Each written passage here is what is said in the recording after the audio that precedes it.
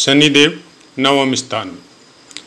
जय माता की मित्रों, हम लोग वृष लगन में शनि ग्रह की चर्चा कर रहे हैं। आज बात करते हैं अपनी राशि नवम स्थान मकर राशि में बैठ के किस तरह के फलों को हम लोग समझ या प्राप्त कर सकते हैं। अपनी राशि में है तो जाहिर है तो आदमी अपनी राशि में तो चाहे कितना भी क्रूर या पाप या दुख के कारक ग्रह हो, अपनी राशि में हमेशा ही अच्छे फल देते हैं।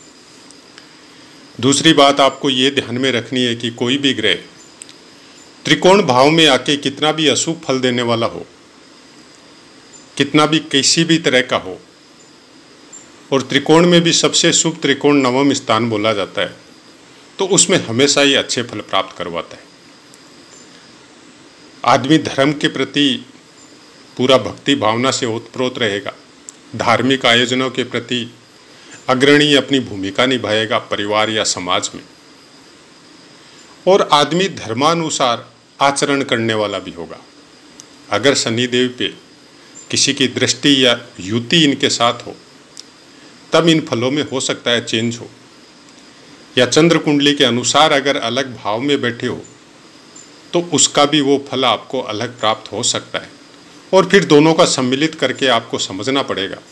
और नवमांश कुंडली में अगर कोई और स्थान में हो तब फिर और चेंज होने का संभावना हमेशा रहता है, क्योंकि ज्योतिष में अगर आप शुरू से पाठ सुनते हुए आ रहे हैं या आपने पुस्तकों का अध्ययन किया है तो आप सब अच्छी तरह से जानते हैं कि केवल लग्नानुसार कभी भी कुंडली का अध्ययन नहीं होता है। हम लोगों को एक दिशा मिल सकती है, हम लोग कुछ उसके लिए मार्किंग कर सकते हैं कि जातक प्रारब्ध के द्वारा क्या लेके आया है, लेकिन वो प्रारब्ध उसका कर्म फल के अनुसार वर्तमान में वो कब मिलेगा, वो बाकी वरक कुंडलियाँ या नवमांश कुंडली या आपकी चंद्र और सूर्य कुंडली, फिर दशा महादशा प्रत्यंतर दशा और गोचर, ये सब बातें डिसाइड करती है। और फिर और सूक्ष्म अध्ययन में अगर आप जाए तो फिर बाधक ग्रह, साधक ग्रह, अष्टक वर्ग, ये सब का एक सम्मिलित मिश्रण और भी बहुत कुछ ज्योतिष है। और एक किसी कुंडली में अध्ययन करके, जैसे पहले भी कई पाठों में हमने बताया है कि एक ही पाठ में हम इतना कुछ बताने का कोशिश करते हैं आपको कि आपकी बुद्धि में कुछ इस तरह की भावनाएं जागृत हो जिससे आप इस ज्ञान को चाहे कुछ मात्रा में प्राप्त करने के लिए अपने समय को व्यतीत कीजिए। क्योंकि आज के समय में कोई अगर बोलता है कि हमारे पास समय नहीं है तो शायद ये कुछ अलग ही बात है।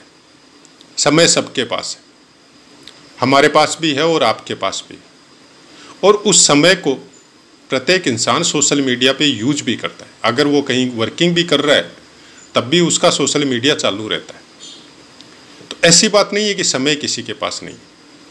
हाँ, ये अलग बात है किसका इंटरेस्ट किस क्षेत्र में है, वो जातक के ग्रह प्रारब्ध और उसका स्वभाव समझने के बाद में ही समझ में आता है। लेकिन अगर आप इसका थोड़ा बहुत भी ज्ञान या नॉलेज रखते हैं तो शायद ये आपके हर क्षेत्र में काम आता है, क्योंकि इसका पठन पाठन या इससे समझने में आपके मस्तिष्क की वो नसें सक्रिय होती है जिसको शायद हम लोग सुप्त अवस्था में लेके आते हैं, और अंत समय तक वो सुप्त अवस्था में ही रह जाती है। ज्योतिष को वेदों की आंख बोलने का कारण कुछ ऐसा ही है कि आदमी जब निरंतर अभ्यास और अनेक तरह की कुंडलियों का अध्ययन करता है तो सबसे पहले तो उसका खुद का प्रारूप चेंज हो जाता है। बुरे कर्मों से हो, बुरे कामों से हो, ये सब चीज से वो दूरी बना लेता है। कुछ अपना पठन पाठन है, कुछ भक्ति भावना है, कोई मंत्र वगैरह है, वो कुछ अलग लाइन उसका चालू हो जाता है धीरे धीरे, क्योंकि वो बहुत कुछ समझने लगता है और आम आदमी से थोड़ा हटके होता है। हम ये नहीं बोलते कि आप कोई प्रकांड विद्वान हो, वो आपकी क्षमता और आपकी बुद्धि विवेक पे निर्भर करेगा। और हम ये भी नहीं बोलते कि हम कोई प्रकांड विद्वान है। बहुत से पाठों में हमने बोला है, ऐसा कुछ नहीं। आप ये सोच सकते हैं कि हम अभी समझने की कोशिश कर रहे हैं, और किस तरह से समझ पाए हैं या ये यात्रा कैसी चल रही है, वो आप पाठों का पूरी तरह श्रवण करेंगे, तब आप खुद ही डिसाइड करेंगे। यहां से ये आपके लाभ स्थान को तीसरी दृष्टि से देखेगा। गुरुदेव का पोजीशन राशि स्वामी के अनुसार और कारकत्व के अनुसार दोनों गुरुदेव के ऊपर निर्भर है। गुरुदेव को आपको देखना ही है। बहुत अच्छा होता है अगर किसी कुंडली में शनि के ऊपर गुरुदेव का दृष्टि हो या युति हो। अगर पूर्ण बलाबल के अनुसार बैठे हुए, अपने स्थान नवम में बैठे हुए और अच्छे स्थानों पे बैठने की वजह से कुछ आदमी के अंदर कुछ अलग अलग सी प्रेरणा या उसका चित्त में कुछ अलग सी बातें वो घर करती है।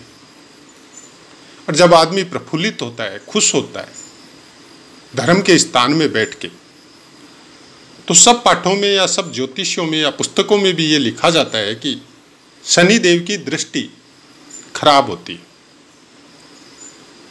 कुछ जगह हम सपोर्ट करते हैं, कुछ जगह हमको समझ में नहीं आती कि आप अपने घर में आके पूरी तरह प्रफुल्लित है, पूरी तरह सुखी है, सब तरफ से संपन्न है, तो आपकी दृष्टि अगर किसी पे पड़ रही है तो क्या वो गलत होगी? ये प्रश्न मैं आपके ऊपर छोड़ता हूं। आप खुद विचार करके इसका कमेंट के द्वारा आंसर दीजिएगा, क्योंकि जितनी अल्प बुद्धि हमारे पास है उसके अनुसार ही हम कथन करने में समर्थ है। आपके अंदर वैसा विवेक हमसे ज्यादा भी हो सकता है। ज्ञान की कदर हमेशा करनी चाहिए, उम्र का इसमें कोई प्रतिबंध नहीं होता है। यहां पे ये 11वें स्थान को देखने की वजह से आपके लाभ स्थान में वृद्धि करेंगे। अब लाभ कौन सा देंगे? क्योंकि शनिदेव आपके नवम स्थान में बैठे हुए, तो धार्मिक कार्यों का लाभ देंगे। जहां तक भक्त हो सकता है, चाहे माता पिता का हो, चाहे भगवान का हो, चाहे इष्ट देव का हो, चाहे गुरुओं का हो, भक्ति भावना उसमें ज्यादा हो सकती है। धर्म के प्रति उसकी लाभ की मात्रा बढ़ सकती है।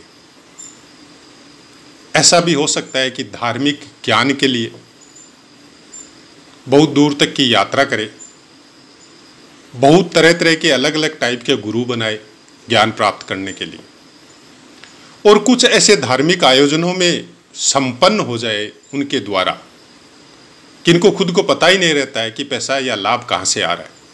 ये अपने काम में लगे हुए रहते। यहां से पराक्रम स्थान को देखेगा तो आपके पराक्रम को बढ़ाएगा। भाई बहनों से कुछ प्रॉब्लमें आ सकती है, उनके साथ ट्यूनिंग में कोई प्रॉब्लम आ सकती है, लेकिन पराक्रम संबंधी बातों में कोई प्रॉब्लम नहीं आती। एक चीज हमेशा ध्यान में रखिए कि कोई भी दृष्टि ग्रह की उस भाव में जो नुकसान करती है, वो भौतिक जगत के जो चीजें हैं जिनसे आपको कुछ प्राप्त होना है, उसमें नुकसान करती है। उसके कारकत्व के द्वारा आपको जो चीजें मिलनी है, जैसे पराक्रम शनिदेव से भी देखा जाता है, क्योंकि आदमी स्ट्रगल करने की पोजीशन आपकी शनिदेव बताएंगे। और पूरी कुंडली में गुरुदेव के समकक्ष ही इनका प्रभाव रहता है, और कुछ हद तक तो हम ये बोल सकते हैं कि गुरुदेव से ज्यादा रहता है। 2-2 स्थानों का स्वामित्व रहता है, 3-3 दृष्टि रहती है। फिर वर्तमान समय के हिसाब से वो जो 7.5 ढैया वगैरह चलती है वो अलग बेटर है। तो शनिदेव को अगर समझना है या उनसे अच्छे फलों की प्राप्ति करनी है, तो एक तो आपको कारकत्व का पूरा नॉलेज होना पड़ेगा, दूसरा उसके अनुसार अपनी यात्रा का निर्वहन करना पड़ेगा, उसके अनुसार अपनी जीवन यात्रा को चलाना पड़ेगा। उसके बाद में यह आपके छठे स्थान को देखेंगे, अपनी उच्च राशि को देखेंगे, शत्रुओं को भी मित्र बनाएंगे। ऋण उनके ऊपर हो सकता है, लेकिन हम नहीं मानते कि धन का होगा। अब कोई कारणवश वो वैसे कुछ काम कर रहे हैं, कोई बिजनेस से संबंधित हो, कोई वैसा कोई घर वगैरह बनाया है तो उससे संबंधित हो, तो जो नॉर्मल तरीका है बैंक से लोन लेके कुछ करने का और उसको वापस रीपेमेंट करने का, वो सब हो सकता है। लेकिन जब तक अपने सुख के लिए ऋण ने लेके नहीं सोचेगा, ऐसा इंसान दूसरों का ऋण उतार सकता है और खुद अपने ऋण जो जन्म के हिसाब से जो इनको मिलते हैं, जिनको ज्योतिष में भी बोला जाता है कि पितृ ऋण, मातृ ऋण, भाई बंधु का ऋण, तो वो सब ऋण चुकाने के लिए ही तो जीव का जन्म होता है। कौन से जन्म में किस जन्म के क्या साथ थे, और उन ऋणों को, उन कर्मों को वापस चुकाने के लिए या उन फलों का भोग करने के लिए ही हम सब यहां पृथ्वी पे हैं। और सब अपने अपने काम के अनुसार, अपने अपने प्रारब्ध के अनुसार उनका भोग भी कर रहे हैं और उनसे तकलीफ भी मिल रही। शनिदेव आपके दशम स्थान का स्वामित्व भी है और दशम स्थान से द्वादश बैठ रहे हैं। काम करने के क्षेत्र में आप दूर तक की यात्रा कर सकते हैं या विदेश भी जा सकते हैं। भाग्यशाली है, धर्म के संबंध में बहुत ज्यादा एग्रेसिव माइंड से रह सकते हैं और अपना कर्म भी धर्म के क्षेत्र को ही बना सकते हैं। धार्मिक पुस्तकों का भी व्यापार कर सकते हैं या बड़े बड़े आयोजन करना, उन सब के साथ जुड़ सकते हैं, जैसे कथा है, भागवत कथा है, इस तरह के कामों का भी व्यापार हो सकता है आपका। कुंभ राशि है तो स्वतंत्र विचारधारा के प्राणी जनरली होते हैं और उससे मकर राशि में द्वादश स्थान में बैठते हैं, तो दशम स्थान के संपूर्ण सुख यहां प्राप्त होते हैं, क्योंकि 12वें स्थान को आपका सैया सुख बोला जाता है। हर तरह के सुख जो भी कुंडली में आपको प्राप्त होना है, तो किसी भाव को अगर देखना है तो उस भाव से 12वें स्थान को देखना जरूरी है कि उस भाव का सुख कैसा मिलेगा। अपने घर में है, अपने घर में शनि बलवान होते हैं, योग कारक होता है, राजयोग कारक होते हैं, तो जाहिर है वो दशम स्थान का फल अच्छा करेंगे। मान सम्मान, पैसा, कर्म सब अच्छे होंगे। तो इसी तरह से आप चंद्र कुंडली के अनुसार भी उन फलों को समझ सकते हैं जो लग्न कुंडली अनुसार बताया जा रहा है। उसके बाद में धीरे धीरे सीरियली, जैसे नवमांश कुंडली है, बाकी वर्ग कुंडलियां हैं, षडबल है, अष्टक वर्ग है, उन सब का धीरे धीरे बहुत कुछ हमने इसमें पोस्ट किया हुआ है। आपको अगर समझना है, ज्योतिष के समय में अपनी यात्रा को आरंभ करना है, तो आपको शुरू से सुनते हुए आना पड़ेगा, तब कुछ जाके अच्छे से समझ में आएगा और आपको भी ये पता चलेगा कि ये चैनल किस लिए बनाया गया, हमारा उद्देश्य क्या है। उसके बाद में मकर राशि के अंतर्गत कोई भी ग्रह होने से उत्तराषाढ़ा नक्षत्र का दूसरा, तीसरा और चतुर्थ चरण में आएगा, जिसका स्वामित्व सूर्य देव के पास है। नवम स्थान पिता का भी है और पिता को देखना है तो सूर्य देव से भी नवम स्थान देखना पड़ेगा आपको। और ये अगर सूर्य देव के नक्षत्र में है तो पिता बड़ा भाग्यशाली बोल सकते हैं आप अपने आप को कि आपके पिता सम्मानित आदमी होंगे। अपने कर्म क्षेत्र में जो भी वो काम कर रहे हैं उनका एक नाम होगा। बहुत अच्छे सम्मान की दृष्टि से जितना उनका सोर्सेज है उनके हिसाब से उनको देखा जाएगा और आपके लिए भी कुछ आइडल होगा। आप भी उनके विचारों को, उनकी भावनाओं को, उनके तरीकों को ग्रहण करने की प्रेरणा आपको प्राप्त होगी। उसके बाद में श्रवण नक्षत्र के चारों चरण आएंगे, जिसका स्वामित्व चंद्रदेव के पास है। यहां पे आपको डीपली अध्ययन करना पड़ेगा। कुछ ऐसे विचार आपके पनप सकते हैं जो स्थायी नहीं हो। मन कुछ आंदोलित रह सकता है, एनी टाइम विचारों पे स्थिरता आपके अंदर थोड़ी प्रॉब्लम दे सकती है, नहीं हो सकती। तो कोई भी चीजों को देखने के लिए अगर जब आप नक्षत्रों के द्वारा देखते हैं तो बहुत कुछ परिवर्तन आता है, और नक्षत्र सबसे ज्यादा प्रभावी है। और नक्षत्रों के विषय में बहुत से पाठ भी हमारे दिए हुए। उसके बाद में धनिष्ठा नक्षत्र का पहला और दूसरा चरण आएगा, जिसका स्वामित्व मंगल देव को प्राप्त है, और मंगल देव मकर राशि में आके उच्च के होते हैं। बोला जाता है शनि और मंगल का युति बहुत खराब होता है, और खास बात देखिए कि शनि देव की राशि में ही आके मंगल देव उच्च के होते हैं।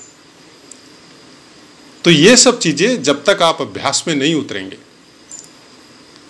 गहन अध्ययन में नहीं उतरेंगे, तब तक समझ में नहीं आएगी। और शब्दों के द्वारा इनको समझाने अगर हम चालू करें तो शायद 2-3 घंटा का वीडियो बन जाएगा।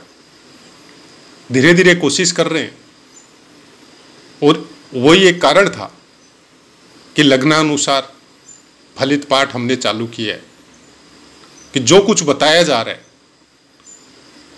उसको कुछ हद तक हम क्लियर कर सके। किसी को भी सुन के कुछ पीड़ा का अनुभव होने के पहले वो बहुत कुछ समझ सके कि कहीं पे बैठ के एक ग्रह जो पुस्तकों में लिखा हुआ है उसी अनुसार फल नहीं देता है, उसके बहुत से रूप है फल देने के। नवमांश की बात करें तो कोई भी ग्रह 3.20 डिग्री तक मकर राशि में होने से मकर के ही नवमांश में रहेगा। अब यहां पे ग्रह वर्गोत्तमी होता है, और सबसे बड़ी बात है देव नवमांश में होता है। तो आदमी धार्मिक ही नहीं होगा, आदमी सत्व गुण संपन्न होगा, हर इंसान का भला करने के लिए तत्पर रहेगा। ऐसा इंसान बहुत बड़ा संत या मठाधीश भी हो सकता है, जिसका आशीर्वाद मात्र से लोगों का तकलीफ दूर हो, ईश्वर की भक्ति के बहुत नजदीक होगा। वेद पाठों का अध्ययन हो, चाहे संस्कृत का अध्ययन हो, चाहे जिस भी धर्म में है उस धर्म से संबंधित पुस्तकों का अध्ययन हो, बहुत अच्छी मात्रा में होगा, और ज्ञान के मर्म को समझने वाला होगा। उसके बाद में 6.40 डिग्री तक कुंभ के नवमांश में होगा, 10 डिग्री तक मीन के नवमांश में होगा, 13.20 डिग्री तक मेष के नवमांश में होगा, 16.40 डिग्री तक वृष के नवमांश में रहेगा, 20 डिग्री तक मिथुन के नवमांश में रहेगा, 23.20 डिग्री तक कर्क के नवमांश में रहेगा, और 26.40 डिग्री तक सिंह के नवमांश में रहेगा, 30 डिग्री तक कन्या के नवमांश में रहेगा। सम राशि है तो प्रथम 6 अंश तक मृतावस्था, 12 अंश तक वृद्धावस्था, 18 अंश तक युवावस्था, 24 अंश तक कुमारावस्था और 30 अंश तक बाल्यावस्था। किसी भी पाठ का अध्ययन करे